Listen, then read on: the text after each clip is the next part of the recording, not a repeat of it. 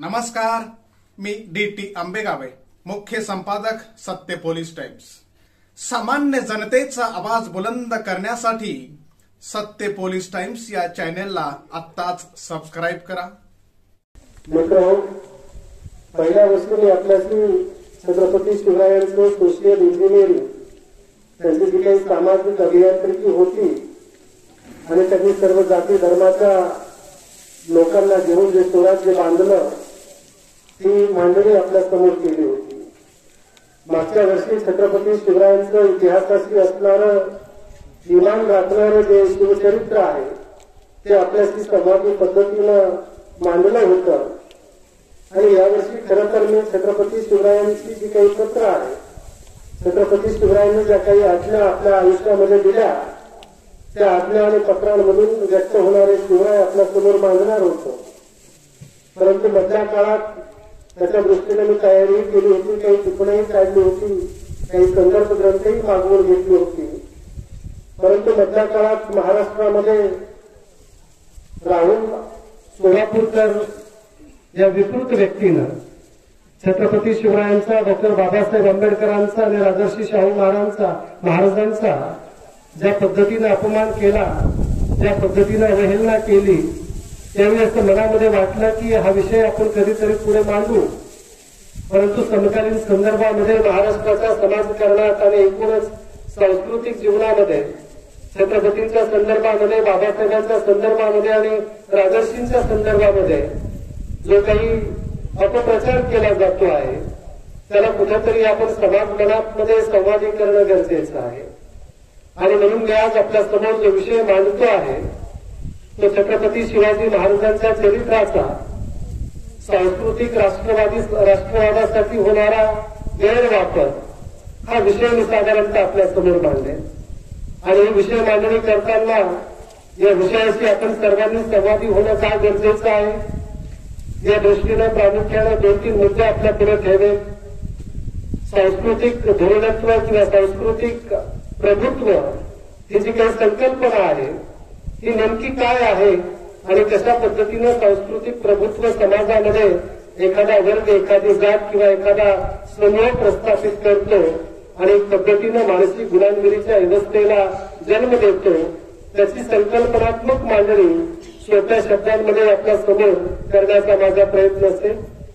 त्यानंतर डॉक्टर बाबासाहेब आंबेडकरांनी भारताच्या इतिहासाचा अवलोकन करताना आणि विशेषतः मराठ्यांचं आणि या देशातल्या बहुजन समाजाचं ऐतिहासिक मांडणी करताना जो क्रांती आणि प्रतिक्रांतीचा सिद्धांत मांडला आणि या देशावरील आक्रमणांच्या माध्यमातून या देशामध्ये विशिष्ट जाती समूहाची जी काही सांस्कृतिक प्रभुत्वाची पायाभरणी झाली त्याची जी चिकित्सा केली, त्याची एक मांडणी करत या देशामध्ये सांस्कृतिक प्रभुत्व, विशिष्ट जाती समूह कुठल्या तंत्रांच्या माध्यमातून प्रस्थापित करतो आहे आणि मग सांस्कृतिक राष्ट्रवादाची जी काही तंत्र आहेत आणि तंत्रांसाठी छत्रपती शिवाजी महाराजांच्या चरित्राचा जो काही उपयोग किंवा उपयोजन केलं जात आहे ही कशी मांडणी करता येईल आणि त्यावर आपण कशी मात करू, त्यातून कसं आपण बाहेर पडू, त्याची एक उपाययोजना किंवा या दृष्टीने काही गोष्टी आपल्या समोर प्रस्तुत करण्याचा माझा प्रयत्न असेल।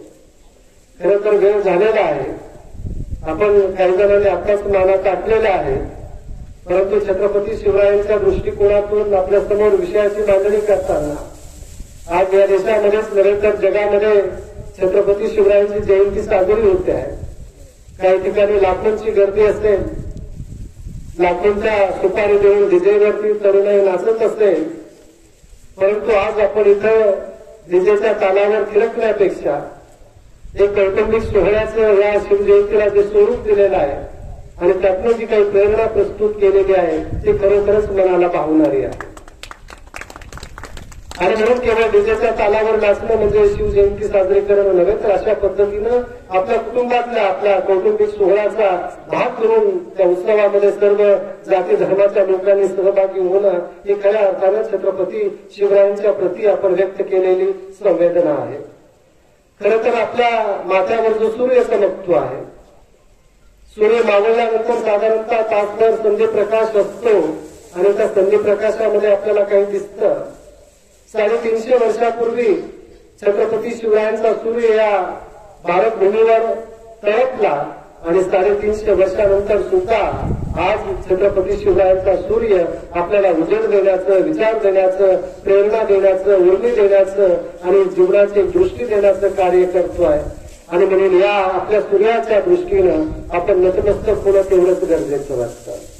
त्याच्या पुढे जाऊन मी आपल्याला सांगू इच्छितो की खरं तर कुठल्याही महापुरुषांच्या विषयी विचार करणं, कुठल्याही महापुरुषांच्यावर बोलण्यासाठी अभ्यास करणं, ज्यावेळी कुठलाही व्यक्ती प्रारंभ करतो त्यावेळी तो एका परीनं त्या महापुरुषाच्या अधिक जवळ जातो आणि तो त्याचा स्वतःचा सुद्धा विकास असतो.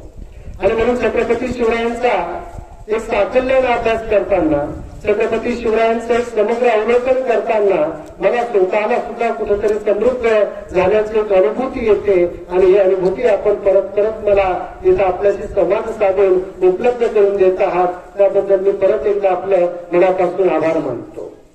मित्रांनो, या विषयाची प्रस्तुतता आपल्यासमोर व्यक्त करताना एक 3-4 गोष्टी मला सांगणं गरजेचं वाटतं की छत्रपती शिवरायांच्या इतिहासाचं अवलोकन करताना एक बाब आपण लक्षात घेतली पाहिजे की इतिहास हा कच्च्या मालासारखा असतो.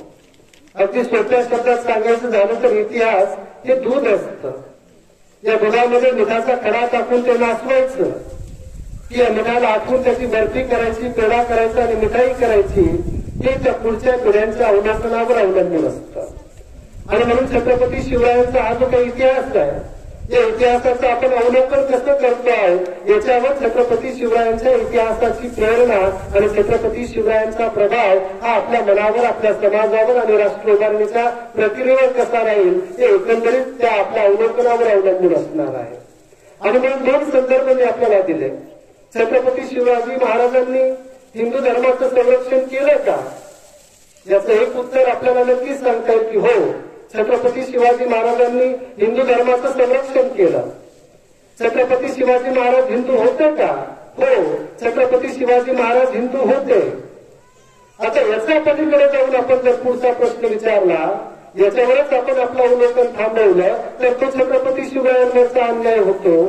याच्या पुढे जाऊन जर आपण विचारलं की छत्रपती शिवाजी महाराज यांनी हिंदू धर्माचं संरक्षण केलं का, केवळ हिंदू धर्माचंच संरक्षण केलं का, तर त्याचं उत्तर नकारात्मक आहे. कारण छत्रपती शिवाजी महाराजांनी केवळ हिंदू धर्माचंच संरक्षण केलं नाही, तर या देशातील सर्व जाती धर्म आणि पंथांचं संरक्षण केलं. शिवाजी महाराज हे केवळ हिंदूंचेच रक्षण करते होते का, तर नाही. छत्रपती शिवाजी महाराज या देशातल्या सर्व जाती धर्म पंथांचे संरक्षक होते. आणि या दृष्टिकोनातून आपल्याला छत्रपती शिवाजी महाराजांचा सांस्कृतिक राष्ट्रवादासाठी जो गैरवापर होतोय तो थांबवायचा असेल तर या पद्धतीचं छत्रपती शिवरायांचं अवलोकन आपल्याला समाज मनापर्यंत घेऊन जाणं मला गरजेचं वाटतं.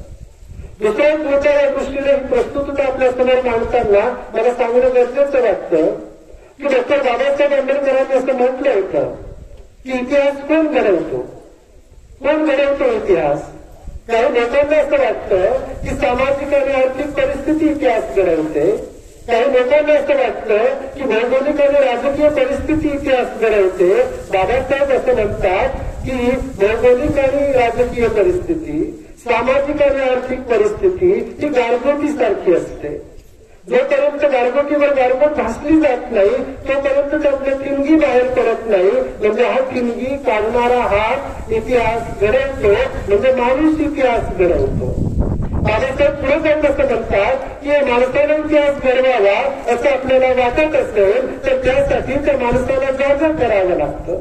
या माणसाला इतिहास घडवावा असं आपल्याला वाटत असेल तर त्यासाठी त्या माणसाला प्रबुद्ध करावं लागतं. या माणसाला इतिहास घडवावा असं आपल्याला वाटत असेल तर त्यासाठी त्या माणसाला जागवावं लागतं. आणि म्हणून या दृष्टिकोनातून या माणसांना जागवण्यासाठी बाबासाहेब असं म्हणतात की जो समाज, जी व्यक्ती आणि जे राष्ट्र आपला इतिहास विसरते त्या राष्ट्राला, त्या व्यक्तीला आणि त्या समाजाला भविष्य नसतं. आणि म्हणून आपल्या राष्ट्राचं भविष्य, आपण आपल्या समाजाचं भविष्य शिवरायांच्या दृष्टिकोनातून आपल्याला पुढे न्यायचं असेल, पुढे मांडायचं असेल तर छत्रपती शिवरायांच्या स्वराज्याचं, छत्रपती शिवरायांच्या व्यक्तित्वाचं आणि छत्रपती शिवरायांच्या प्रेरणेचं ऐतिहासिक दृष्टीने अवलोकन करणं मला सर्वाधिक गरजेचं वाटतं.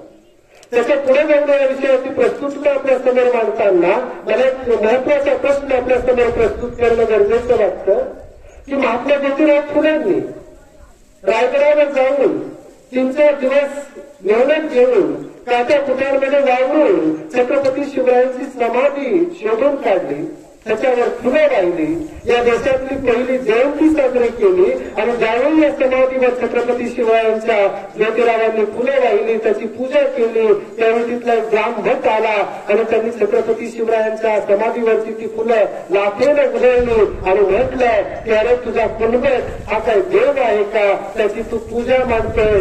त्यावेळी आपले ज्योतिराव ते संतापाने लाल झाले आणि त्या भटावर धावून गेले. या छत्रपती शिवरायांची अशी कुठली प्रेरणा होती, अशी कुठली योजना होती, असे कुठले ऋणानुबद्ध होते जे पुण्यावरून ज्योतिरावांना रायगडापर्यंत घेऊन आले. 1 नव्हे, 2 नव्हे, 3 नव्हे, जवळजवळ आठवडाभर त्यांनी रायगडावर व्यतीत केला आणि छत्रपती शिवरायांच्या प्रेरणांना कुठेतरी आपल्या नतमस्तकी लावून तिथं आपलं समाधान व्यक्त केलं. डॉक्टर बाबासाहेब आंबेडकरांनी 1947ला शूद्रपूर्वी कोण होते हा ग्रंथ लिहिला. आता हा शूद्रपूर्वी कोण होते हा ग्रंथ जो लिहिला तो या देशातल्या छत्रपती शिवरायांच्या वंशजांसाठी लिहिला होता, या देशातल्या कुणबी मराठा जाती समूहासाठी लिहिला होता आणि या ग्रंथामधली 26 पानं ही छत्रपती शिवरायांच्या इतिहासाविषयीची आहे. म्हणजे तुम्ही जर छत्रपती शिवरायांचा इतिहास डॉक्टर बाबासाहेब आंबेडकरांच्या त्या शूद्रपूर्वी कोण होता या ग्रंथामधून जर अवलोकन केलं, त्याच्याही अगोदर बाबासाहेबांचं सार्वजनिक जीवनामध्ये जे पदार्पण झालं ते पदार्पण महाडच्या 14 तळ्यावर झालं आणि या महाडच्या 14 तळ्यामध्ये जो काही सत्याग्रह झाला त्या सत्याग्रहामध्ये त्यांनी जी काही परिषद घेतली होती त्या परिषदेमध्ये छत्रपती शिवाजी महाराजांची प्रतिमा त्यांनी ठेवली होती आणि घोषणा होती, जय जिजाऊ, जय शिवराय, जय शिवाजी, जय भवानी.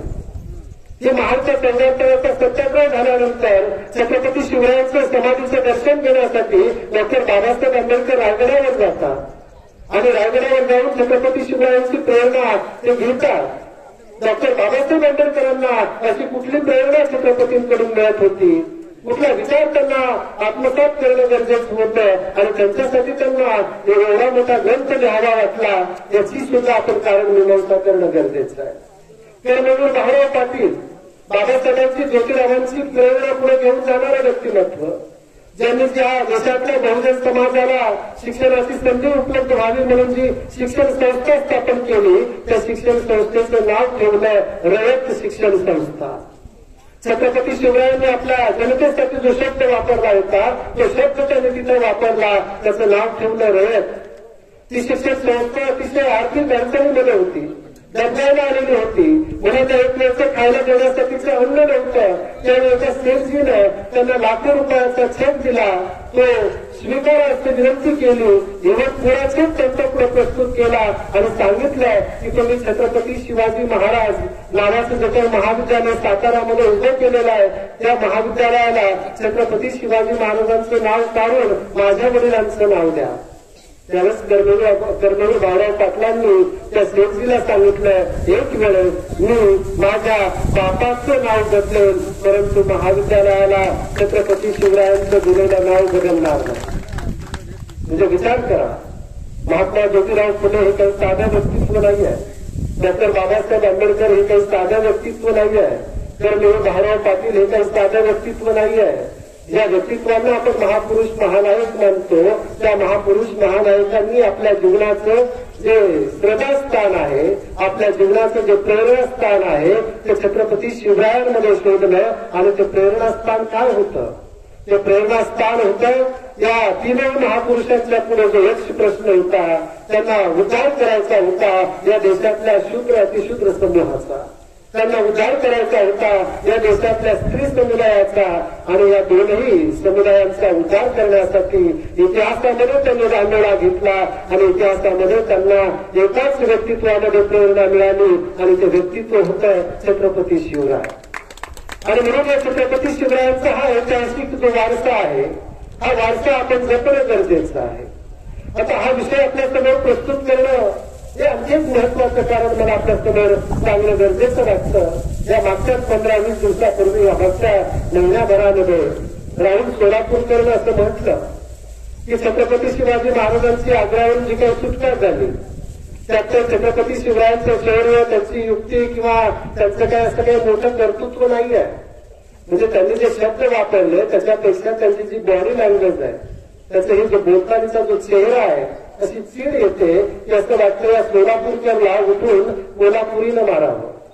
म्हणजे एवढ्या खालच्या स्तरावरची बॉडी लँग्वेज त्याची आहे.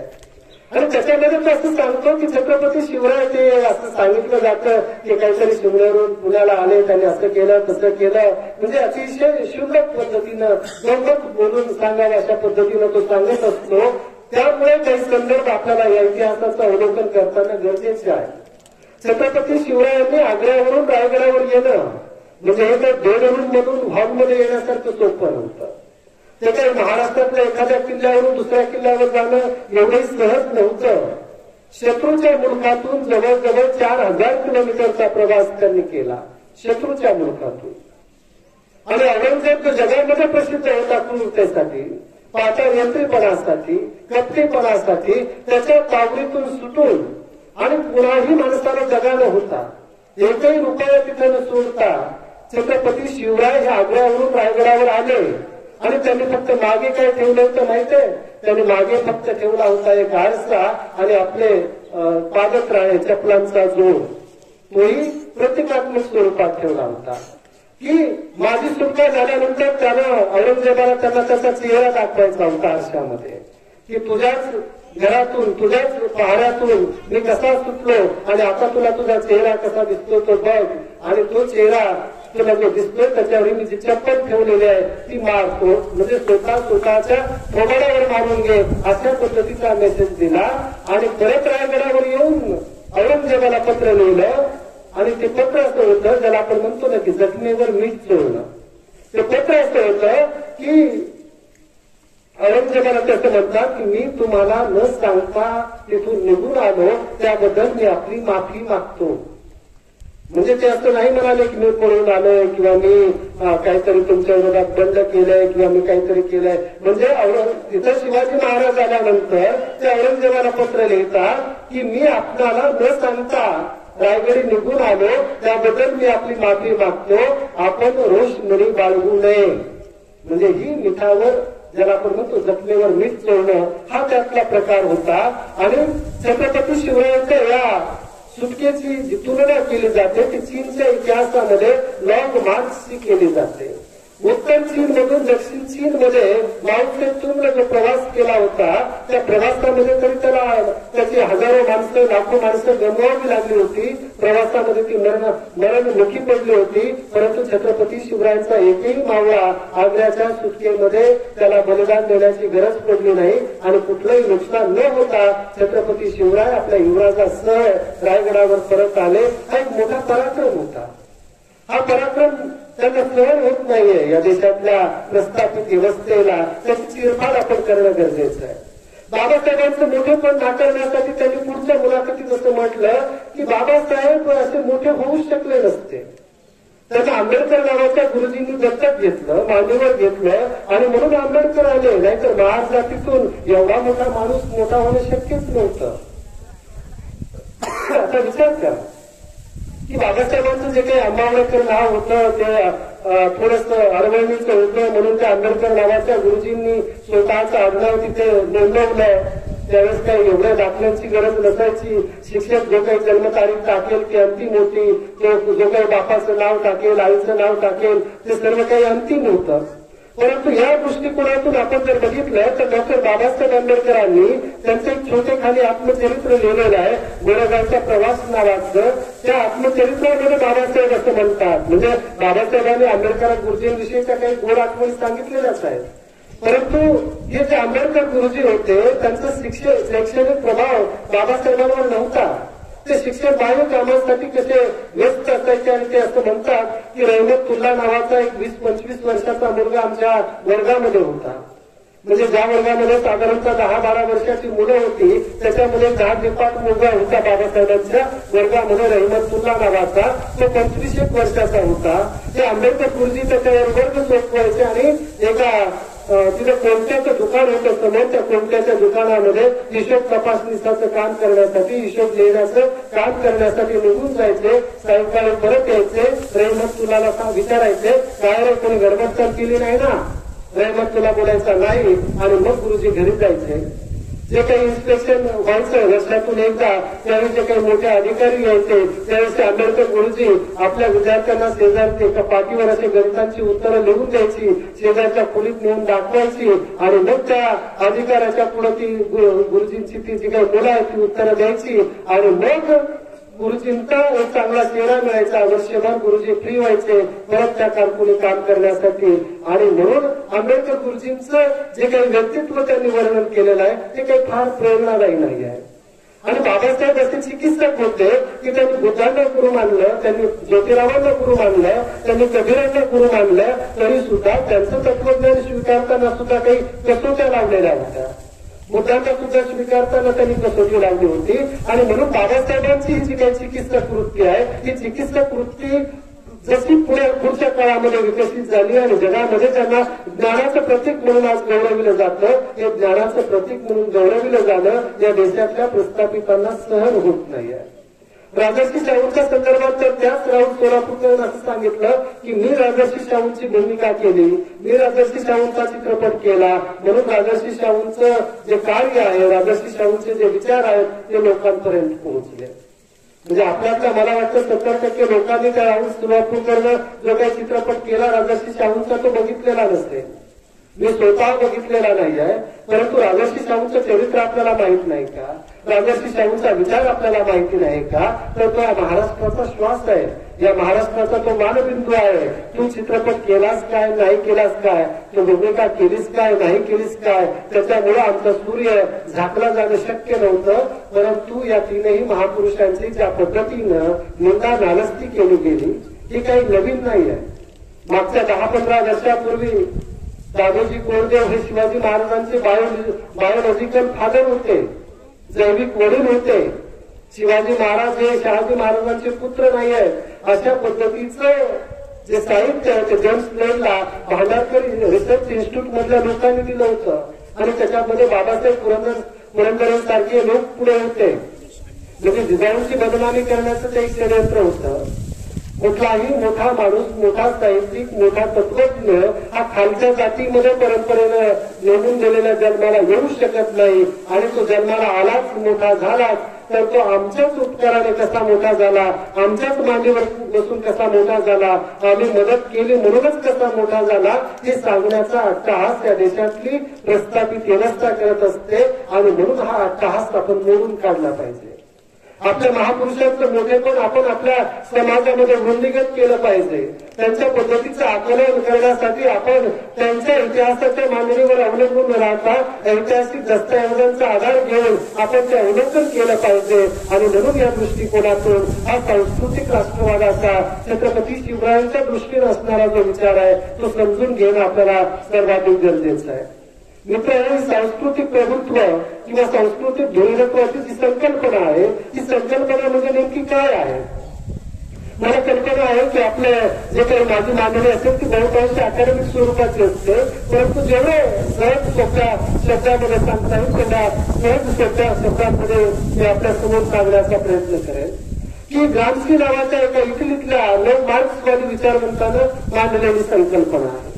त्याने असं सांगितलं की एखादी जात, एखादा समूह, एखादा वर्ग समाजामध्ये दीर्घकाळ आपली सत्ता जी प्रस्थापित ठेवतो, आपलं सत्तास्थान जे अबाधित ठेवतो, समाजातला आपला वरचा जो वर्ग आहे तो राखून ठेवतो, ते केवळ संख्या सामर्थ्याच्या बळावर राखून ठेवू शकत नाही, केवळ राजकीय सत्तेच्या बळावर राखून ठेवू शकत नाही, केवळ आर्थिक बळावर तो राखून ठेवू शकत नाही. मग तो कशाच्या आधारावर राखून ठेवतो, तर तो राखून ठेवतो सांस्कृतिक प्रभुत्वाच्या आधारावर. म्हणजे समाजामध्ये त्या जातीची, त्या समूहाची, त्या वर्गाची जी आयडेंटिटी प्रस्थापित केलेली असते, त्याचं जे स्थान प्रस्थापित केलेलं असतं, ते अबाधित राखण्यासाठी सर्वात जास्त वापर कशाचा केला जातो, तर तो केला जातो संस्कृतीचा. आणि याचाच आधार घेऊन बाबासाहेबांनी पुढे मग असं म्हटलेलं आहे भारताच्या इतिहासाच्या संदर्भामध्ये की या देशाचा इतिहास हा क्रांती आणि प्रतिक्रांतीचा इतिहास आहे.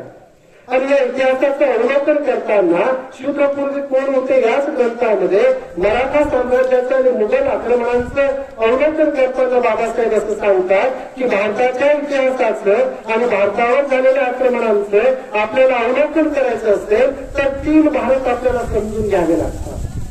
एक भारत आहे तो ब्राह्मण भारत, दुसरा भारत आहे तो बौद्ध भारत आणि तिसरा भारत आहे तो हिंदू भारत. या बौद्ध भारतावर ब्राह्मण धर्मानं जी आक्रमणं केली आणि हिंदू भारतावर मुस्लिम धर्मियांची जी आक्रमणं झाली याची तुलना ते करतात. आणि तुलना करताना ते नाणेघराचं उदाहरण देतात की नाणेघर ज्याला आपण बाथरूम म्हणतो आज, या बाथरूम मध्ये जे पाणी ठेवलेलं आहे या पाण्याची ढवळाढवळ म्हणजे हिंदूंच्या भारतावर इस्लाम धर्मियांची जी काही आक्रमणं झाली, इस्लाम राज्यकर्त्यांची जी आक्रमणं झाली, त्यांनी हिंदूंच्या नाणेघरामध्ये ठेवलेलं जे पाणी आहे ते ढवळलं. थोड्या वेळाने थोड्या वर्षानंतर ते कंटाळलं आणि त्यांनी ते पाणी तसंच ठेवून दिलं. म्हणजे त्यांनी या देशातला हिंदू धर्म नष्ट करण्याचा जो प्रयत्न सुरुवातीला केला तो प्रयत्न नंतरच्या काळामध्ये त्यांनी सोडून दिला. आणि या नाणेघरामध्ये हिंदू धर्माचं जे बाळ होतं त्याला त्यांनी धक्का नाही लावला, त्याला थोडंसं रडवलं, परंतु त्यांनी ते तसंच ठेवलं आणि ते त्या बाथरूमच्या बाहेर पडले. परंतु बौद्ध भारतावर जे ब्राह्मणी धर्माचं आक्रमण झालं, या ब्राह्मणी धर्मानं केवळ पाणी ढवळलं नाही तर त्या बौद्ध धर्माचं जे काही पाणी होतं त्या बाथरूम मधलं ते बाहेर फेकून दिलं. आणि तिथं जे बौद्ध धर्माचं बाळ होतं ते केवळ त्याला रडवलंच नाही तर ते बाहेर बाळ टाकून दिलं आणि तिथं ब्राह्मण धर्माचं बाळ बसवलं. आणि बसवताना आणि पाणी बदलताना त्यांनी हा विचार केला नाही की बौद्ध धर्माचं जे सुवासिक पाणी होतं या बाथरूम मधलं ते पाणी टाकून आपण आपल्या ब्राह्मणी धर्माचं जे गढूळ पाणी आहे, जे जातींची आणि विषमतेची पायमल्ली करणारं म्हणजे पायरवणी करणारं आहे, ते पाणी आपण इथं टाकतोय आणि आपल्या बाळाच्या बौद्ध धर्माच्या बाळापेक्षा किती विद्रोह आहे याचा विचार केला नाही. म्हणजे बाबासाहेबांनी शूद्रपूर्वी कोण होते आणि प्रतिक्रांती आणि क्रांती हा जो काही सिद्धांत मांडला, या सिद्धांत मांडणीमध्ये असं सांगितलं की या देशामध्ये विशिष्ट जाती समूहाचं जे प्रभुत्व प्रस्थापित झालेलं आहे त्याला सांस्कृतिक आयाम आहे, त्याला सांस्कृतिक आधार आहे, केवळ राजकीय सत्तेचा आधार नाही आहे. राजकीय सत्तेची आपण परंपरा बघितली तर ब्राह्मण जाती समूह पेशवाईचा अपवाद सोडला तर सत्तेच्या स्थानी नाही आहे, तिथेही तो नामदारी होता. या देशातल्या बहुजन समाजाच्याच हाती सत्ता राहिलेली आहे. या देशाच्या लोकसंख्येचा विचार केला तर बहुजन समाजातीच लोकसंख्या सर्वाधिक आहे. या देशातील आर्थिक संसाधनांचा विचार केला तर बऱ्यापैकी वरिष्ठ जाती समूहांमध्ये आर्थिक संसाधनं आहेत. परंतु आपण वर्चस्वाचा विचार केला, सांस्कृतिक प्रभुत्वाचा विचार केला तर या देशामध्ये हजारो वर्षापासून ब्राह्मण जाती समुदायाचं वर्चस्व प्रस्थापित झालेलं आहे. आणि हे ब्राह्मण जाती समुदायाचं वर्चस्व अबाधित राखण्यासाठी मग ते सांस्कृतिकरणाची प्रक्रिया समाजामध्ये रुजवताना दिसतात आणि या आधारे आपली जी प्रभुत्वाची जी नेट आहे ती अधिक घट्ट करताना दिसतात. त्याच्यासाठी ते काही तंत्र वापरतात. त्याच्यातलं पहिलं तंत्र आहे आयडॉल समूहाची कल्पना. काय आहे आयडॉल समूहाची कल्पना? म्हणजे समाजामध्ये तुम्ही जर बघितलं असेल इंडियन आयडॉल नावाचा एक इव्हेंट आला होता, त्याच्यानंतर आता वेगवेगळे इव्हेंट्स येतात. परंतु समाजाच्या धर्तीवर आपण बघितलं सगळ्या जातींचा आयडॉल कोण आहे तर तो ब्राह्मण आहे. आपला आयडॉल कोण आहे तर ब्राह्मण आहे. कळत नकळतपणे आपण ब्राह्मण जाती समुदायाला आपला आदर्श म्हणून पुढे ठेवतो. ब्राह्मण जसा बोलतो तसा आपण बोलण्याचा प्रयत्न करतो. ब्राह्मण जसे कपडे घालतो तसे कपडे घालण्याचा आपण प्रयत्न करतो. ब्राह्मणांचे जसे रीतिरिवाज असतात तसे आपण ते कॉपी करण्याचा प्रयत्न करतो. आणि मग आपल्यातला एखादा समाज समजा व्यक्ती असं छान बोलू लागला, छान लिहू लागला की मग सहज असं म्हणतात, अरे ब्राह्मणाला सुद्धा फिकं पाडेल एवढं तो छान बोलतो, ब्राह्मणाला सुद्धा फिकं पाडेल एवढं छान लिहितो. बऱ्याच वेळा माझं व्याख्यान ऐकल्यानंतर लोक बोलतात की अरे छान बोलता सर तुम्ही. आणि ज्यावेळेस त्यांना माझी जात कळते त्यावेळेस ते असं म्हणतात, वाटत नाही तुम्ही या जातीचे असाल म्हणून. वाटत नाही तुम्ही या जातीचे असाल याचा अर्थच असा होतो की आपल्या डोक्यामध्ये आयडिया जी आहे ते एका विशिष्ट जाती समूहाचे आयडॉल आहे. हे एका पद्धतीने उजवलं जातं की या जातीचं वागणं, या जातीचं बोलणं म्हणजे त्यांची भाषा म्हणजे शुद्ध भाषा, त्यांचं साहित्य म्हणजे अभिजात साहित्य, त्यांची चळवळ म्हणजे मुख्य प्रवाह, त्यांचा जी प्रथा आणि रूढी आहेत म्हणजे जी योग्य जीवन पद्धती. आणि मग बहुजन समाजाची जी जीवन पद्धती आहे, शूद्र समाजाची जी जीवन पद्धती आहे, या देशातल्या ओबीसी जाती समूहाची जी जीवन पद्धती आहे त्याला हलकी जीवन पद्धती म्हटलं जातं. आणि मग एखादा गोंधळ करू लागला की मग सांगितलं जातं की काय महाराजांसारखा गोंधळ लावलाय, काय मांगरगांसारखा गोंधळ घातलाय. या पद्धतीचं म्हणजे जे वाईट आहे, जे घृणास्पद आहे, जे लांछनास्पद आहे ते खालच्या जातीचं, आणि जे चांगलं आहे, जी आयडॉल आहे ते वरच्या किंवा या ब्राह्मण जाती समुदायाची, अशा पद्धतीची आयडेंटिटी समाजामध्ये निर्माण केली जाते. आणि मग आपण स्वाभाविकरित्या मानसिक पातळीवर ब्राह्मण जाती समुदायाचं नेतृत्व स्वीकारतो आणि त्यांची संस्कृती आदर्श संस्कृती म्हणून आपण मान्यता देतो आणि एका पद्धतीनं त्या संस्कृतीची मानसिक गुलामगिरी आपण पत्करतो. आणि आपल्या सगळ्यात सर्वत्र आढळते. त्याच्या पुढे जाऊन मग काय केलं जातं तर धार्मिकता म्हणजे नैतिकता हे सूत्र आपल्या पुढे प्रस्तुत केलं जातं. खरं म्हणजे नैतिक असण्यासाठी धार्मिक असण्याची गरज नाही. तुम्ही नैतिक असण्यासाठी टिळा लावलाच पाहिजे असं नाही. तुम्ही नैतिक असण्यासाठी धार्मिक पोशाखामध्ये वावरलंच पाहिजे असं नाही.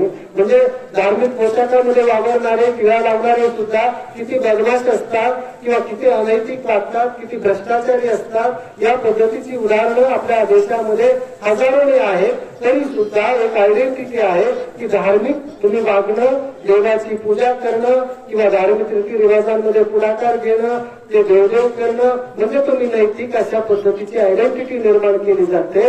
आणि मग ब्राह्मण धर्माचं पालन करणं, ब्राह्मण सात्विकच्या आज्ञेप्रमाणे त्यांनी म्हटलेलं तूप होत की तूप होतायचं, त्यांनी म्हटलं पाणी होत की पाणी होतायचं, त्यांनी म्हटलं उठ की उठायचं, त्यांनी म्हटलं बस की बसायचं, म्हणजे तो नैतिक आहे. आणि जो मग त्यांच्या या सांस्कृतिक धोरणावर बोलतो मग त्याला ते असं म्हणतात तो योग्य माणूस नाही आहे, तो समाजामध्ये विघातक विचार करतो. आणि मग तो असं म्हणतो आपल्या भावना दुखावतो.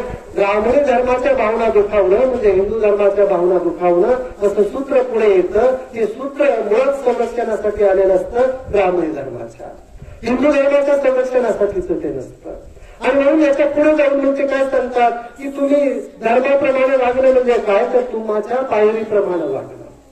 समाजाची जी उतरंड आहे ती समाजाच्या उतरंडीचं पालन करणं म्हणजे धर्माप्रमाणे वागणं.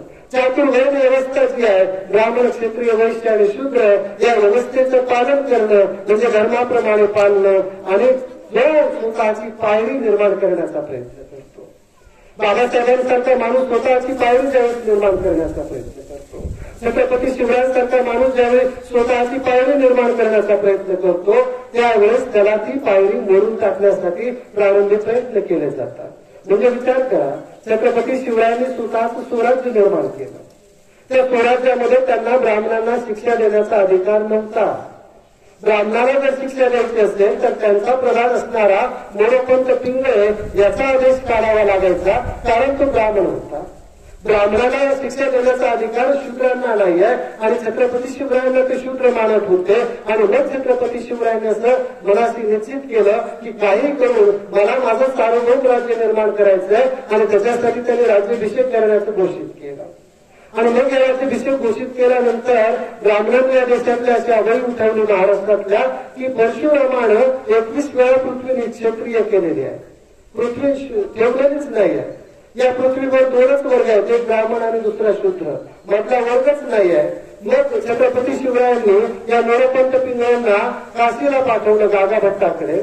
गागा भट्टालाही काही मान्य होणार नव्हतं. एक शूद्र आता राज्याभिषेक करून घेणार आणि आपल्या डोक्यावर बसवणार. या मोरोपंत पिंगळेनं गागा भट्टाकडे खंत व्यक्त केली की एका कुलगटाच्या हाताखाली मला काम करावं लागतंय. म्हणजे ज्या छत्रपतींनी त्याला प्रधान नेमलं त्या छत्रपतींविषयीची प्रतिक्रिया मोरोपंत पिंगळे अशी व्यक्त करतात. आणि मग तो गागा भट्ट मोरोपंत पिंगळेला सांगतो की अरे तूच राजा हो, जा शिवाजीला माझा निरोप दे की तुला राजा होता येणार नाही कारण तू शूद्र आहेस. तू मोरोपंत पिंगळेला राजा करता येऊ शकतं कारण ब्राह्मण हे प्रसंगी तलवार सुद्धा हाती घेऊ शकतात. विचार करा की ज्या गागा भट्टाकडे शिवरायांनी पाठवलं होतं आपल्या स्वतःच्या राज्याभिषेकासाठी त्याचं मन वळवण्याचं, तो निरोप घेऊन येतो की गागा भट्ट असं सांगतायत की मोरोपंत पिंगळेंनाच राजा करा. मग छत्रपती शिवरायांनी बाळाजी चिटणीसांना पाठवलं जे सिकेपी समाजाचे होते, कायस्थ प्रभू समाजाचे होते. आणि मग त्यांनी खऱ्या अर्थानं छत्रपती शिवरायांची जी वंशावळ आहे ती राजस्थानच्या त्या सिसोदिया घराण्यातून शोधून काढले, त्याचं क्षत्रियत्व सिद्ध केलं आणि त्यांचा राज्याभिषेक करून घेतला. विचार करा की छत्रपती शिवरायांसारखा माणूस सुद्धा ज्यावेळेस स्वतःची पायरी निर्माण करतो त्यावेळेस ती त्यांना सहन झाली नाही. त्यांच्या विरोधामध्ये बंद झालं. छत्रपती शिवरायांचा इतिहास मारून टाकण्याचा प्रयत्न झाला परंतु छत्रपती शिवरायांचा इतिहास मरत नाहीये, त्यांची प्रेरणा मरत नाही आहे. हे लक्षात आल्यानंतर या देशातल्या ब्राह्मणी व्यवस्थेनं छत्रपती शिवरायांची वेगळी आयडेंटिटी आपल्याला सोयीस्कर अशा पद्धतीनं रंगवायला सुरुवात केली आणि मग ती आयडेंटिटी आली गो ब्राह्मण प्रतिपालक शिवरायांची. खरं तर छत्रपती शिवरायांची आयडेंटिटी त्यांच्या कुठल्याही पत्रांमध्ये नाही आहे. मी त्यांचे दोन ऐतिहासिक दस्तावेज मागच्या महिन्याभरामध्ये काढले. कुठल्याही पत्रामध्ये त्यांनी ते स्वतःला लावून घेतलेली नाही आहे पदवी. त्यांच्या कुठल्याही आज्ञापत्रामध्ये नाही आहे, कुठल्या बखरीमध्ये नाही आहे. समकालीन परदेशी आणि भारतीय इतिहासकारांनी ज्या नोंदी लिहिल्या त्याच्यामध्ये ती नाही आहे. आणि मग ही जी पदवी आलेली आहे ती अगदी 1920च्या दरम्यान आलेली आहे. म्हणजे विचार करा की 1920च्या नंतर छत्रपती शिवरायांचं जे चरित्र आहे त्याला हिंदुत्वाचा रंग देण्याचं आणि त्याला मुस्लिमांचा शत्रू म्हणून प्रस्तुत करण्याचं एक षडयंत्र या देशामध्ये रुजवण्यात गेलं. आणि तिथून मग छत्रपती शिवरायांचं चरित्र हे विशिष्ट जाती समूहांपुरतं मर्यादित केलं गेलं. जे समस्त समाजाचे आयडॉल होते, जे समस्त समाजाचे विकास पुरुष होते, जे समस्त समाजाचे प्रेरणास्थान होते त्याला अशा पद्धतीनं संकुचित केलं गेलं. म्हणून या पद्धतीने आपण जर पुढे गेलो तर अशा पद्धतीचा जैव आणि दैवाचा सांस्कृतिक दहशतवादाचा प्रयोग राबवला जातो आणि मग सांस्कृतिक राष्ट्रवादासाठी त्याचा वापर कसा होतो याची मांडणी आपल्याला काही संक्षिप्त स्वरूपामध्ये काही तत्वांच्या आधारे करता येईल. त्याच्यामध्ये पहिलं तत्व असं सांगितलं जातं तुमच्यामध्ये अहंगंड निर्माण केला जातो. तो अहंगंड काय असतो तर सांगितलं जातं गर्वशिकोहम हिंदू आहे. हा अहंगंड कुठून आला माहितीये? हिटलरनं आणला. हिटलरनं सांगितलं पहिल्यांदा जगामध्ये की नॉर्डिक वंश, आर्य वंश हा जगातील सर्वश्रेष्ठ वंश आहे आणि तो जगावर राज्य करण्यासाठी जन्माला आलेला आहे आणि म्हणून बाकीच्यांनी गुलाम झालं पाहिजे. म्हणजे एखाद्या समूहामध्ये एखाद्या समाजामध्ये अहंगंड निर्माण करायचं असेल, त्याच्यामध्ये भावनाभेद निर्माण करायचा असेल तर त्याच्यासाठी त्याला त्याच्या अशा पद्धतीच्या घोषणांचा भावनात्मक जे उत्तमता आहे त्याच्यामध्ये बोललं जातं. आणि मग या देशातला ओबीसी, या देशातला शूद्र, या देशातला बहुजन गर्वशिकोहम हिंदू आहे त्या घोषणेच्या धोरणीला मागे पडला आणि मग त्यातनं काय झालं तर त्यातनं पुढची स्टेज, पुढची पायरी गाठली गेली. ती पुढची पायरी काय होती तर आपण आणि ते असा भेद निर्माण केला जातो. आपण कसे वेगळे आहोत आणि ते कसे वेगळे आहे. आपण कसे मिशा राखतो ते कसं मिशा काढतात आणि दाढी राखतात. आपण कसे हात असे धुतो ते कसे उलटे धुतात. ते कसे केस त्यांचे पेहराव असे छोट्या छोट्या गोष्टी हायलाईट केल्या जातात आणि मग एक समाज आणि दुसरा समाज यांच्यामधल्या अशा भिंती या पक्क्या केल्या जातात, कॉन्क्रीट केल्या जातात. आणि या कॉन्क्रीट करण्याचं काम पूर्ण झालं की मग यांच्यामध्ये द्वेष निर्माण करण्यासाठी इतिहासामध्ये मग यांनी आपल्यावर कसं आक्रमण केलं होतं, इतिहासामध्ये यांनी कसं आपल्या बायकांवर बलात्कार केले होते, इतिहासामध्ये यांनी कसं आपल्या मूर्त्या फोडल्या होत्या, इतिहासामध्ये त्यांनी कसं आपलं देवस्थान वाटवलं होतं, इतिहासामध्ये त्यांनी कसा आपला धर्म बुडवला होता. अशा पद्धतीच्या इतिहासाला धरून नसणाऱ्या गोष्टी सांगितल्या जातात. इतिहासाशी संदर्भ नसलेल्या गोष्टी सांगितल्या जातात आणि त्याच्यासाठी मग कथा रचल्या जातात, त्याच्यासाठी कादंबऱ्या रचल्या जातात, त्याच्यासाठी नाटकं रचली जातात, त्याच्यासाठी चित्रपट काढले जातात आणि या अशा मनोरंजनाच्या माध्यमातून अशा पद्धतीच्या चुकीच्या इतिहासाची मांडणी समाज मनामध्ये रुजवली जाते आणि मग त्याच्यातनं जर द्वेष निर्माण झाला की मग आता आपण कसं आपणच होणं कसं गरजेचं आहे, आपण कसं निर्भयक होतो, आपण आता स्थिरपट राहणं गरजेचं नाहीये, आपण आता त्रिशूळ हातामध्ये घेतला पाहिजे, आपण लाठी हातामध्ये घेतली पाहिजे, आपण तलवार हातामध्ये घेतली पाहिजे आणि त्यांना जाळून टाकलं पाहिजे, त्यांना मारून टाकलं पाहिजे. ते आपले भाऊ नाही आहेत, ते आपले शत्रू आहेत. म्हणजे 1999ला पाकिस्ताननं आपल्यावर आक्रमण केलं, त्याच्यामध्ये 450 आपले सैनिक धारातीर्थी पडले. आपण समजू शकतो एका शत्रू राष्ट्राने आपल्यावर आक्रमण केलं, त्याच्यामध्ये आपले शत्रू सैन्याच्या हल्ल्याला आपलं सैन्य बलिदान द्यावं लागलं, ते आपण समजू शकतो. परंतु 3च वर्षानं 2002ला गुजरातमध्ये दंगल झाली. त्या दंगलीमध्ये जाळणारे कोण होते? भारतीय होते. जळणारे कोण होते? भारतीय होते. एक प्रसंग तर एवढा भयंकर होता, एका गरोदर स्त्रीवर पेट्रोल टाकून समाजकंटक जाळत होते. त्या गर्भातून एक गर्भ बाहेर आला, तो किंचाळत होता. त्या गर्भावर सुद्धा त्या समाजकंटकांनी पेट्रोल टाकलं आणि सांगितलं की हा उद्याचा दहशतवादी होता, त्याला आम्ही जाळून टाकलं. विचार करा की आईच्या गर्भातून येणारे बाळ अल्लाह अल्लाह करत जन्माला येत नाही. आईच्या गर्भातून जन्माला येणारे बाळ श्रीरामच्या घोषणा देत जन्माला येत नाही.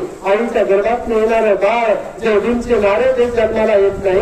एक मासाचा गोळा असतं, त्याच्या डोक्यामध्ये जयभीमचा विकार, त्याच्या डोळ्यामध्ये जय श्रीरामचा विकार, त्याच्या डोक्यामध्ये त्या अल्लाचा विकार जो पेरला जातो तो कुटुंबामधून, समाजामधून आणि समाजाच्या एकूण सामाजिकरणाच्या प्रक्रियेमधून पेरला जातो आणि तो सुद्धा विद्वेषाच्या आधारावर पेरला जातो.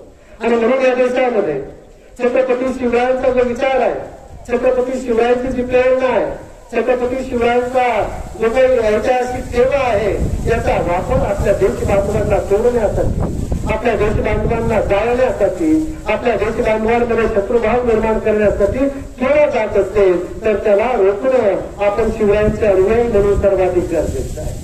त्याच्या पुढे जाऊन छत्रपती शिवरायांची जी प्रतिमा निर्माण केली जाते, ती प्रतिमा पुढच्या पातळीवर अशी केली जाते की हे जे बाजूचे शत्रू लोक आहेत त्यांचा जो आपल्या मनामध्ये द्वेष निर्माण केला जातो, आपल्या गरिबीला कोण जबाबदार आहे? मुसलमान जबाबदार आहे.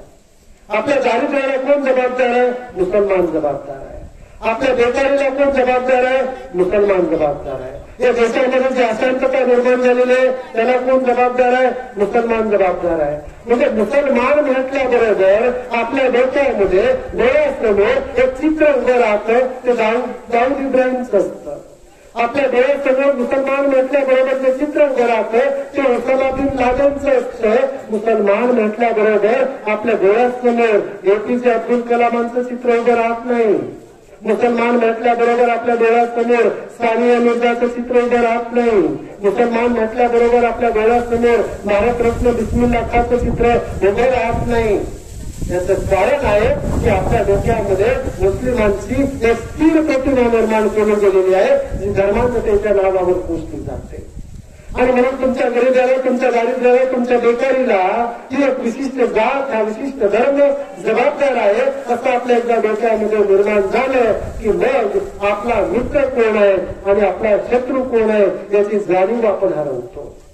छत्रपती शिवरायांच्या अंगी जो गुण होता की त्यांच्या दृष्टीनं त्यांना सर्वात महत्वाचा गुण त्यांचा जो होता, त्यांना माहीत होतं आपला वर्ग, आपला जो मित्र कोण आहे, त्यांचा मित्रभेद हा अतिशय चांगला होता, त्यांचा शत्रुभेद हा अतिशय चांगला होता आणि त्यांच्या शत्रुभेद आणि मित्रभेद ठरविण्याचं एकच केंद्रबिंदू होता, एकच आधार होता आणि ते म्हणजे स्वराज्य. स्वराज्याच्या वेळामध्ये जाणारा आपला सखा बाप असला, आपला सखा काका असला, सखा पुतण्या असला, सखा मामा असला, सखा सासरा असला, सखा मेहुणा असला तरी सुद्धा त्याला विरोध करायला, त्याला ताब्यात घ्यायला, त्याला शिक्षा द्यायला छत्रपती शिवरायांनी कमी केला नाही. आणि छत्रपती शिवरायांच्या स्वराज्याच्या बाजूनं तो वेगळ्या जातीचा, वेगळ्या धर्माचा किंवा वेगळ्या देशाचा जरी असला तरी त्याला स्वीकारायला छत्रपती शिवरायांनी मागे पुढे पाहिलं नाही. आणि म्हणून ज्यावेळी 500 लोकांचं पठाणांचं सैन्य छत्रपतींकडे आलं आणि त्यांनी सांगितलं की आम्हाला तुमच्या सैन्यामध्ये घ्या, त्या पासिंगकर काकांना छत्रपती शिवरायांनी म्हटलं, काका म्हणजे छत्रपती शिवराय राजे होते, परंतु असं टोपण नावानं बोलायचे, ते काका बोलायचे पासिंगकरांना, काका मी यांना घेऊ का, ते पठाणांचं सैन्य आहे. त्या काकांनी तसले पासिंगकर काकांनी शिवरायांना असं सांगितलं की राजे आपला सेवक आणि आपला सैन्य या दोघांची कधीही जात विचारू नका. शिवरायांनी त्याच्यानंतर आपल्या सैन्याची कधी जात विचारली नाही, शिवरायांनी आपल्या सेवकाची कधी जात विचारली नाही. आणि म्हणूनच छत्रपती शिवरायांचे जे 36 बॉडीगार्ड होते, अंगरक्षक होते, त्याच्यात 10 मुस्लिम होते, 10 पठाण होते. आग्र्याला त्यांनी ज्यावेळेस आपला सर्वात विश्वासू सहकारी जो नेला तो कोण होता, मदारी मेहतर होता, मुस्लिम होता.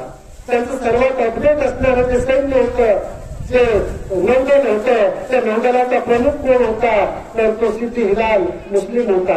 त्यांच्या तोफखान्याचा प्रमुख कोण होता, इब्राहिम खान हा मुस्लिम होता. त्यांच्या या पायदळाचा सेनापती कोण होता, तर तो नूरबेग होता, तो मुस्लिम होता.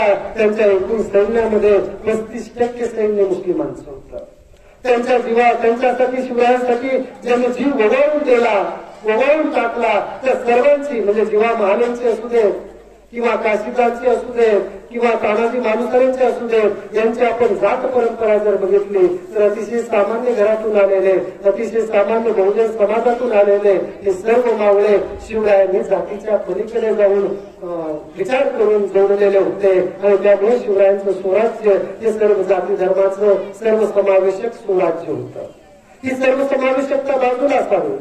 छत्रपती शिवरायांचे आपल्याला जर काही दृष्टिकोन आत्मसात करायचे असतील तर मला असं वाटतं की मग 3-4 गोष्टी आपण आत्मसात करणं गरजेचं आहे.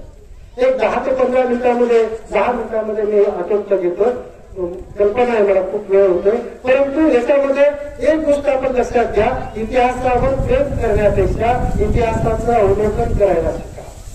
आपण इतिहासावर भरभरून प्रेम करतो. आता छावा चित्रपट आलेला आहे, घालून आपण छावा चित्रपट बघायला जातो. छत्रपती शिवरायांच्या राज्याभिषेकाला काही 1000 किलोमीटर लोक आता अशा मशाली घेऊन धावत येतात. आपण छत्रपती शिवरायांवर खूप प्रेम करतो, छत्रपती शिवरायांच्या इतिहासावरही प्रेम करतो, परंतु छत्रपती शिवरायांच्या इतिहासाचं अवलोकन करत नाही. छत्रपती शिवरायांना आपण आत्मसात करत नाही. छत्रपती शिवरायांना आपण आपल्या जीवन व्यवहारामध्ये उतरवत नाही. आणि म्हणून ज्या छत्रपती शिवरायांचा टिळा लावून आपण मिळवतो, ज्या छत्रपती शिवरायांचा जिरेटोप आपण आपल्या डोक्यावर ठेवतो, ज्या छत्रपती शिवरायांच्या मोठमोठ्या प्रतिमांनी आपण घर सजवतो, त्या छत्रपती शिवरायांचा मावळा लग्नाला उभं राहिल्यानंतर बोलतो की मी प्राध्यापक आहे, 50 लाखाच्या खाली हुंडा घेणार. हा छत्रपती शिवरायांचा अपमान आहे.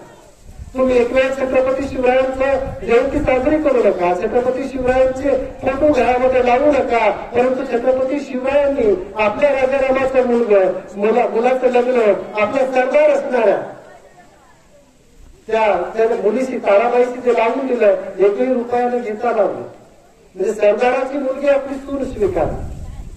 आजही आपण आपलं सोयरपण करताना ज्या पद्धतीने आपलं स्टेटस बघतो तशा पद्धतीचं स्टेटस शिवरायाने बघितलं नव्हतं. छत्रपती शिवरायांचा हा जो वारसा आहे, हा वारसा आपण जर बघितला तर छत्रपती शिवराय असे एकमेव राजे होते इतिहासामध्ये ज्यांनी कुठली बाई आपल्या दरबारामध्ये नाचवली नाही, कुठल्याही नर्तकीचा डान्स त्यांनी ठेवला नाही. आणि जयंतीच्या आदल्या रात्री नंतर आम्ही गौतमी पासून लाखो लाखाच्या सुपाऱ्या घेऊन त्या नर्तकीचे डान्स छत्रपती शिवरायांचे अनुयायी म्हणून घेणारे ज्या पद्धतीने असलेले आव्हान करत आयोजित केले जातात, हा छत्रपती शिवरायांचा अपमान आहे. आणि म्हणून छत्रपती शिवरायांच्या इतिहासाचं केवळ प्रेम करण्यापेक्षा अवलोकन करायचं असेल तर एक गोष्ट लक्षात ठेवा, युट्यूब आपल्याकडे आलेला आहे, मोबाईल आपल्या हातामध्ये आहे. तुम्हाला ग्रंथ वाचणं शक्य होत नसेल तर या महाराष्ट्रामध्ये मराठी भाषेमध्ये त्यांनी आपलं सबंध आयुष्य शिवरायांच्या इतिहासाचं संशोधन करण्यासाठी खर्ची घातलेलं आहे. ते डॉक्टर जयसिंगराव गायकवाड असतील, डॉक्टर आर साळुंखे असतील, प्राध्यापक इंद्रजित सावंत असतील, डॉक्टर मामू देशमुख असतील, यांचे व्हिडिओ बघा. त्यांनी खऱ्या अर्थाने इतिहासाचं अवलोकन केलेलं आहे. मनोहर कुलकर्णी किंवा बाबासाहेब पुरंदरे यांनी जो इतिहास सांगितलेला आहे तो इतिहास पॉप्युलर आहे, परंतु तो इतिहास शिवरायांचा ऐतिहासिक व्यक्तित्वाला न्याय देणारा नाही आहे, त्यांच्यावर तो अन्याय करणारा आहे. राम गणेश गडकरींनी ज्या पद्धतीने संभाजी महाराजांची बदनामी केली अशी इतिहास पुरुषाची बदनामी आतापर्यंत कोणीच केलेली नाही आहे. म्हणजे त्यांना बाहेर वेळा म्हणणं, त्यांचे किती लफडे होते, ते कसे दारूबाज होते, कसे ते व्यसनामध्ये बुडालेले असायचे. म्हणजे तुम्ही शहराने जर बघितलं असेल अमिताभचा, तर अशा पद्धतीचं वर्णन राम गणेश गडकरींनी नाटकामध्ये केलेलं आहे. त्याचे हजारो प्रयोग या महाराष्ट्रामध्ये झालेले आहेत आणि अशा पद्धतीचं संभाजींचं चरित्र तिथे अतिशय चुकीच्या पद्धतीने रंगवलेलं गेलेलं आहे. आणि याला तुम्ही जर आत्मसात केलं तर मग मात्र तुम्ही खऱ्या शिवाजीपर्यंत पोहोचू शकत नाही. तुम्हाला खरा शिवाजी गोविंद पानसरेंचा शिवाजी कोण होता हे पुस्तक तुम्ही आपल्या मुलाच्या हातामध्ये द्या, त्याच्यातून खरा शिवाजी आपल्याला कळेल. छोटे खाली पुस्तक आहे, 20 ते 30 रुपये किंमत आहे त्याची. आता जयंतीच्या निमित्तानं खूप लाखोंनी त्याच्या प्रती छापल्या जातात आणि वाटल्या जातात. म्हणजे गोविंद पानसरेंचा खून झाला खरा शिवाजी सांगतोय म्हणून. मार्क्सवादी कम्युनिस्ट पक्षामध्ये त्यांनी आयुष्यभर काम केलं, त्यावेळेस त्यांच्यावर कुणी केलं नाही. परंतु छत्रपती शिवरायांचा खरा इतिहास गोविंद पानसरे सांगतोय, ते सांगू नये म्हणून त्यांना धमक्या दिल्या गेल्या, त्याला ते जगमगले नाही. शेवटी त्यांचा खून केला गेला आणि तो कोणी कोल्हापूरमध्ये झाला, ज्याला आपण पुरोगामी महाराष्ट्राचं मुख्यालय म्हणतो, तिथं झाला. म्हणजे या छत्रपती शिवरायांचे अवलोकन महत्वाचं आहे. त्याच्या पुढे जाऊन मी तुम्हाला असं सांगेल की छत्रपती शिवरायांचा जो सेन्स होता, म्हणजे छत्रपती शिवरायांचं समकालीनांमध्ये सर्वात चांगलं आकलन कुणी केलं असेल तर ते आकलन केलेलं आहे कुणी औरंगजेबानं केलेलं आहे. औरंगजेबाचं जे राज्य होतं ते सम्राट अशोकाच्या नंतरचं सर्वात मोठं राज्य होतं. विचार करा, सम्राट अशोकाच्या नंतरचं सर्वात मोठं राज्य कुणाचं होतं? औरंगजेबाचं होतं. त्याच्या पुढे शिवाजी महाराजांचं राज्य म्हणजे माचीसच्या डबी एवढं होतं. दिल्ली आणि रायगड हजारो किलोमीटरचा प्रवास आहे. परंतु औरंगजेबाला लक्षात आलं की या माचीस एवढं जरी राज्य आलं असलं, तितक्या जरी एवढं राज्य असलं तरी शिवाजी महाराजांनी स्वतःला राजा म्हणून घेणं, स्वातंत्र्याची उर्मी जनतेमध्ये निर्माण करणं आणि स्वातंत्र्याची प्रेरणा निर्माण करणं हा आपल्या राज्याला सर्वात मोठा धोका आहे. की आकलन त्याने केलं होतं आणि म्हणून त्याने 27 वर्ष या महाराष्ट्रामध्ये घालवली. शेवट इथे त्याचा झाला, दिल्लीपासून तो इथे आला सर्व घेऊन. 27 वर्ष त्यानं स्वराज्य बुडवण्याचा प्रयत्न केला, ते त्याला बुडवता आलं नाही. कारण का? शिवरायांनी स्वातंत्र्याची उर्मी निर्माण केलेली होती. म्हणून राजा नव्हता, सैन्य नव्हतं, रसद नव्हती, तरी सुद्धा सर्वसामान्य इथला मावळा, इथला सर्वसामान्य माणूस लढत होता. आणि शेवटी औरंगजेबाचा पराभव इथं याच मातीत खुलताबादला दौलताबादच्या जवळ झाला आणि त्याची कबर तिथं रवली गेली. परंतु छत्रपती शिवरायांचं ज्यावेळी निधन झालं, ती वार्ता ज्यावेळेस त्या औरंगजेबाला समजली, त्यावेळेस तो आपल्या गादीवरून उतरून खाली बसला.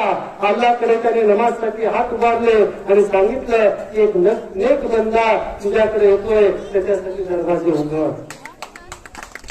ही शत्रूला दिलेली शाबासकी आहे, आपल्या माणसांनी दिलेली नाही आहे.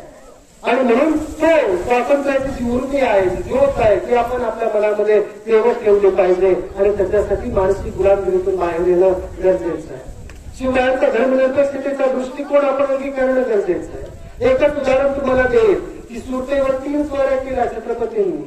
3ही स्वाऱ्यांच्या वेळेस छत्रपतींनी एकच आदेश दिला आपल्या सैनिकांना की सुरतेला जाताना रस्त्यामध्ये बाबा याकूबचा दर्गा लागतो, त्याला आपल्याकडून भेट वस्तू द्या. सुरतेला गेल्यानंतर लूट करताना तुमच्या हाती कुठल्याही धर्माचा पवित्र धर्मग्रंथ लागला तर त्याची अवहेलना करू नका. त्या धर्माच्या व्यक्तीकडे त्याच प्रतिष्ठेनं आदरपूर्वक सुपूर्द करा. आणि सुरतमध्ये फादर क्लिंटनचा एक आश्रम आहे, त्याला तुम्ही धक्का लावू नका, त्याला कुठलंही नुकसान देऊ नका. म्हणजे छत्रपती शिवरायांचा हा धर्मनिरपेक्ष दृष्टिकोन आज आपण आत्मसात करण्याची गरज आहे. छत्रपती शिवरायांचा एका विशिष्ट धर्माच्या विरोधात होणारा वापर आपण थांबवला पाहिजे. आणि शेवटचं एक तुम्हाला मी सांगेन की आपल्याला छत्रपती शिवरायांची प्रेरणा पिढ्यानपिढ्या सकस पद्धतीनं या महाराष्ट्रामध्ये, या देशामध्ये आणि या जगामध्ये वृद्धिंगत करायची असते. आपल्या जीवनामध्ये, आपल्या समाजामध्ये आणि आपल्या राष्ट्रामध्ये उभारणीसाठी छत्रपती शिवरायांच्या चरित्राचा उपयोग करून घ्यायचा असेल तर आपण आपल्या बालकांच्या हाती, आपण आपल्या घरातल्या तरुणांच्या हाती छत्रपतींशी विचारांच्या दृष्टीने संवाद साधणे गरजेचं आहे. अलीकडे एक वाईट अनुभव येतो की 2-2, 3-3 वर्षाची मुलं, 6-6 महिन्याची, 8-8 महिन्याची मुलं ज्यावेळी आईला त्रास देतात त्यावेळी आई त्यांच्या हातात हळूच मोबाईल देते. ती कटकट बाजूला व्हावी यासाठी आणि मग त्या 8 महिन्याच्या बाळापासून त्या 10, 15, 20 वर्षाच्या मुलांपर्यंत सगळे मोबाईलच्या रील्स मध्ये गुंतलेले असतात. मी माझ्या मेवण्याच्याच मुलाचा संदर्भ या निमित्तानं देईल. त्याला म्हटलं, अरे तुला कुठला नेता आवडतो, तुला कुणासारखं व्हावंसं वाटतं, तर तो तुला मला योगी आदित्यनाथ पाहिजे. म्हणजे घरामध्ये बाबासाहेबांचा विचार आहे, घरामध्ये पुरोगामी विचारांचं एक प्रभाव आहे आणि त्याच्या डोक्यामध्ये मात्र योगी आदित्यनाथ येतो. महाकुंभमेळ्यामध्ये त्याला रात असं हसून जाण्याची अशी एक इच्छा प्रबळ होते आणि मग मी त्याचा मोबाईल हळून चेक केला. त्याच्या रील्स आपल्याला दिसतात हिस्ट्रीमध्ये. कुठल्या बघतोय तर सगळ्या योगी आणि मोदी यांच्या रील्स आहेत आणि त्या सगळ्या हिंदुत्वाने वेगळ्या पद्धतीने भागवल्या. म्हणजे हिंदुत्व ही जीवन जगण्याची पद्धती आहे आणि ही हिंदुत्व जीवन जगण्याची पद्धती एका धर्माची पद्धती नाही आहे. माननीय सुप्रीम कोर्टाने सांगितलंय की या देशातल्या समाजाची जीवन जगण्याची जी रीत आहे ती जगामध्ये हिंदुत्व या नावाने ओळखली जाते.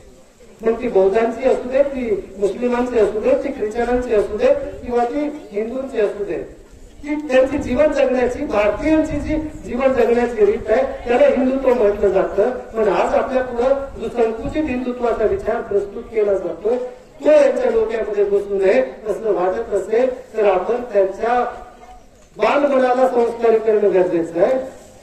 गोविंद पानसरेंचा शिवाजी कोण होता हे समजून सांगणं गरजेचं आहे.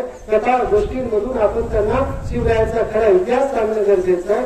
तो जर त्यांना खरा इतिहास आपण सांगितला नाही तर तुमची मुलं कवायतीच्या नावाखाली, व्यायामाच्या नावाखाली या देशातली प्रस्थापित व्यवस्था त्यांच्या बोटामध्ये नेते आहे, त्यांच्या डोक्यामध्ये संकुचित शिवाजी घुसवते आहे आणि त्यांना अभिप्रेत असणारं मनुस्मृतीचं राज्य आणण्यासाठी तुमच्याच मुलांचा वापर केला जाणार आहे. हे होऊ नये असं वाटत असेल. संविधानावर आधारित भारताची समाज रचना अधिक विकसित व्हावी, अधिक रुंदीगत व्हावी असं वाटत असेल तर भारतीय संविधानाला अपेक्षित असणारा राष्ट्रवाद आपल्या जगण्याचा, आपल्या जीवनाचा आणि येणाऱ्या पिढ्यांच्या स्वप्नाचा विचार झाला पाहिजे, केंद्रबिंदू झाला पाहिजे. तो जर झाला नाही आणि शिवरायांचं आज होणारं सांस्कृतिक राष्ट्रवादीकरण अशाच वेगाने पुढे गेलं तर मग मात्र या देशाचं संविधान नष्ट होईल आणि संविधानाचं नष्ट होणं म्हणजे मनुस्मृतीचं येणं आणि मनुस्मृतीचं येणं म्हणजे परत तुमच्या गळ्यामध्ये मडकं येणं, तुमच्या पाठीला झाडू लागणं आणि परत एकदा ही वर्ण व्यवस्था तुमच्या मानगुटीवर बसणं असं होईल. हे होऊ नये असं वाटत असेल तर शिवरायांची प्रेरणा आपण जगूया, जपूया आणि वृंदीगत करूया. आपण मला ऐकलं त्याबद्दल परत एकदा मनापासून धन्यवाद देतो. थांबतो. जय शिवराय, जय हिंद. सामान्य जनतेचा बुलंद आवाज, सत्य पोलीस टाइम्स.